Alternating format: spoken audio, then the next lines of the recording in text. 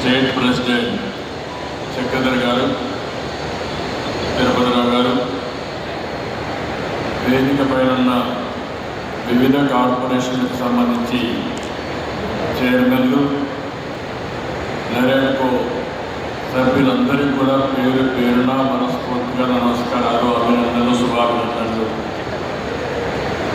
ఈరోజు నేను ఇక్కడికి వచ్చింది మళ్ళీ పడకేసినటువంటి నిర్మాణ రంగాన్ని పైకి తీసుకురావాలి అనే ధ్యేయంతో నేను ఇక్కడికి వచ్చాను. మీకందరికీ కూడా నూతన సంవత్సర శుభాకాంక్షలు. తొందరలోనే సంక్రాంతి కూడా వస్తుంది. సంక్రాంతి శుభాకాంక్షలు. ఇదే కాకుండా భవిష్యత్తులో కన్స్ట్రక్షన్ యాక్టివిటీకి పెద్ద బూస్టప్ రావాలని మనస్ఫూర్తిగా నూతన సంవత్సరంలో కోరుకుంటున్నాను. ఈరోజు మీరు చూస్తే ఎన్నికలప్పుడు నేను చూశాం, నిర్వీర్యమైన రాష్ట్రం, ఎక్కడికి పోయినా సమస్యల వలయం, అన్ని రంగాలు కూడా పతనావస్థకు చేరిపోయినాయి. నిర్మాణ రంగం అయితే అడ్రస్ లేకుండా పోయే పరిస్థితి వచ్చింది. మేము ఆ రోజు ఒకే మాట చెప్పాం, మమ్మల్ని ఆశీర్వదించండి, మళ్ళీ ఆంధ్ర రాష్ట్రాన్ని అన్ని రంగాలలో అభివృద్ధి చేసే బాధ్యత మేము తీసుకుంటామని చాలా స్పష్టంగా ఆ రోజు మీ అందరికీ హామీ ఇచ్చాం. మా హామీలు నమ్మారు. ఎప్పుడో చరిత్రలో నేను చాలాసార్లు ఎన్నికల్లో పోటీ చేశాను, కానీ స్ట్రైక్ రేట్ చూస్తే 93%, అంటే పెట్టిన అభ్యర్థుల్లో 93% గెలిచారు. అదే సమయంలో 57% ఓట్లు కూడా వేశారు. ఆ నమ్మకంతోనే మేము వచ్చిన వెంటనే మీరు ఒక్కసారి ఆలోచిస్తే పునర్నిర్మాణం ప్రారంభించాం. ఎటు చూసినా విధ్వంసమే, ఎటు చూసినా అంధకారమే. ఎటు పోవాలంటే ఇప్పటికి కూడా మాకు ఇంకా చాలా సమస్యలు ఉన్నాయి.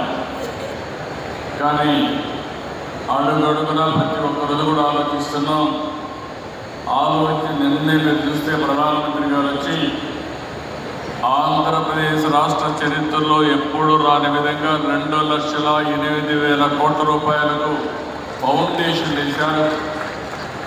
ఇంకో పక్క ఇనాగరేషన్ చేశారు. అంటే ఇప్పుడిప్పుడే కొత్తగా పెట్టుబడులు వస్తున్నాయి, విశ్వాసం పెరుగుతూ ఉంది. బ్రాండ్ ఏపీ ఇప్పుడిప్పుడే మళ్ళీ ముందుకు పోయే పరిస్థితి వస్తూ ఉంది. దీంట్లో అనేక రంగాలు పెట్టుబడులు వస్తున్నాయి. ఆ రంగాలను చూస్తే ఎప్పుడు కూడా నూతనమైన రంగాలను అందిపుచ్చుకోవడంలో ఒక పక్కన ఎన్డీఏ కానీ తెలుగుదేశం పార్టీ కానీ ఎప్పుడూ ముందుంటాం. ఈరోజు మీరు చూస్తున్నారు, 95లో హైదరాబాద్లో ఏమీ లేని సమయంలో అంచెలంచెలుగా అభివృద్ధి చేసి ఈరోజు ఇండియాలోనే నంబర్ 1 సిటీగా, మోస్ట్ లివబుల్ సిటీగా తయారు చేశామంటే ఆ రోజు చేసిన ఫౌండేషన్. అక్కడ కూడా ఆ రోజు నిర్మాణ రంగమే లేదు. అలాంటి నిర్మాణ రంగాన్ని ముందుకు తీసుకుపోయాం. స్టెప్ బై స్టెప్ అభివృద్ధి చేశాం, ముందుకు వచ్చాం. ఈరోజు మీరు చూస్తే ఒక విషయం మనం గుర్తుపెట్టుకోవాలి, ఒక ఎకో సిస్టమ్ క్రియేట్ కావాల్సిన అవసరం ఉంది. ఒక పక్క ఇండస్ట్రీస్ రావాలి, ఒక పక్క వ్యవసాయం అభివృద్ధి కావాలి, పర్యాటక రంగం కూడా ఊపందుకోవాలి. ఇంకొక పక్కన ఇవన్నీ ఎంత పెద్ద ఎత్తున పెరిగితే అంత పెద్ద ఎత్తున రియల్ ఎస్టేట్ కానీ నిర్మాణ రంగం కానీ ముందుకు పోయే పరిస్థితి వస్తుంది. ఒక నిర్మాణ రంగంలో మేము అనేకసార్లు చెప్పాం, 30-40 లక్షల కుటుంబాలు నిర్మాణ రంగంపై ఆధారపడుతున్నారు. గడచిన 5 సంవత్సరాల్లో ఇసుక కూడా దొరకని పరిస్థితి ఉంటే నేను వస్తానే ఉచిత ఇసుక మళ్ళీ తీసుకొచ్చి ఎవ్వరు కూడా ఇసుక కొరత లేకుండా చేయగలిగాం. ఎక్కడైనా సరే నేను ఒకటే మనం కోరుతున్నా, మీకు ఎవరికి ఇసుక దొరకకపోతే నిర్మాణ రంగంలో మీరు దబాయించి తీసుకునే హక్కు ఈ ప్రభుత్వం మీకు ఇచ్చిందని చెప్పి కూడా నేను మీకు తెలియజేస్తున్నా. ఈరోజు ఇక్కడ చూసినప్పుడు ఈ సంస్థ కూడా 1995లో ఏర్పాటైంది. ఆ సంవత్సరం నేను హైదరాబాద్లో మొట్టమొదటిసారిగా ముఖ్యమంత్రిగా నిర్మాణ రంగాన్ని కూడా ప్రారంభించాం, డెవలప్మెంట్ స్టార్ట్ చేశాం. అక్కడి నుంచి అంచెలంచెలుగా పెరిగింది. ఈరోజు ఇంకొక పక్కన మనం చూస్తే రియల్ ఎస్టేట్ రంగం 7.3% ఈరోజు జీడిపిలో ఉంది. ఇది 2047కి 20% పెరుగుతుందని, $5.8 బిలియన్ ఆర్జిస్తుందని కూడా ఒక ఎస్టిమేట్ తయారు చేశారు.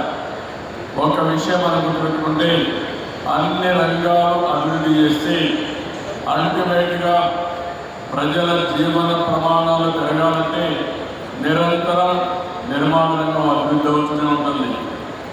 ఒక ఇల్లు కడతాం, డబ్బులు వస్తాయి, మళ్ళా కొట్టేసి ఇంకొక ఇల్లు కట్టే పరిస్థితి వస్తారు. అంటే ఎవరైనా సరే ఈ సివిలైజ్ వరల్డ్లో ఒక నాగరిక ప్రపంచంలో నిర్మాణం అనేది కంటిన్యూగా జరుగుతుంది. ఏ సొసైటీ అయితే బాగా అభివృద్ధి అవుతుందో అక్కడ ఈ డెవలప్మెంట్ అనేది అన్నిటికీ కూడా ముందుకు పోయే పరిస్థితి వస్తుంది. ఈరోజు ఇక్కడ చూస్తే నేరడుకో కూడా ఒక పక్క క్రీడా ఉన్నారు, ఒక పక్క క్రీడా ఉంది, ఒక పక్క నేరడుకో ఉంది. మీరిద్దరు కూడా బ్రహ్మాండంగా పనిచేస్తున్నారు.